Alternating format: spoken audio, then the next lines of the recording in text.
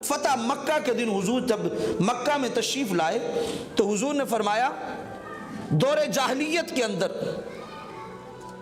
لوگ غرور کرتے تھے اپنے خاندان پہ، اپنی ذات پات پہ، لیکن یاد رکھنا آج سے سب کچھ اللہ نے ختم کر دیا۔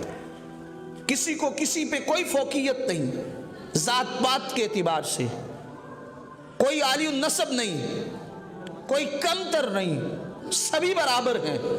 یاد رکھنا اب اللہ کی بارگاہ میں دو طرح کے لوگ ہیں بس۔ عرض کی گئی یا رسول اللہ کون کون سے؟ تو حضور نے فرمایا ایک وہ شخص ہے جو نیک ہے، متقی ہے، ایک وہ شخص، اور دوسرا حضور نے فرمایا دوسرا وہ شخص ہے جو گناہگار ہے اور بدبخت ہے۔ فرمایا نیکوکار ہو بندہ تو اس بندے کو فوقیت ہے، جو بدکار ہو اسے کسی پہ کوئی فوقیت نہیں۔ تو اللہ کی بارگاہ میں فوقیت، مقام، معیار کن لوگوں کا ہے؟ ان لوگوں کا ہے جو اللہ سے ڈرنے والے ہیں۔ ذات پات کی بنیاد پہ کوئی عالی النسب نہیں، کسی کو کسی پہ کوئی فوقیت نہیں ہے۔ اگر فوقیت ہے تو وہ کس اعتبار سے ہے؟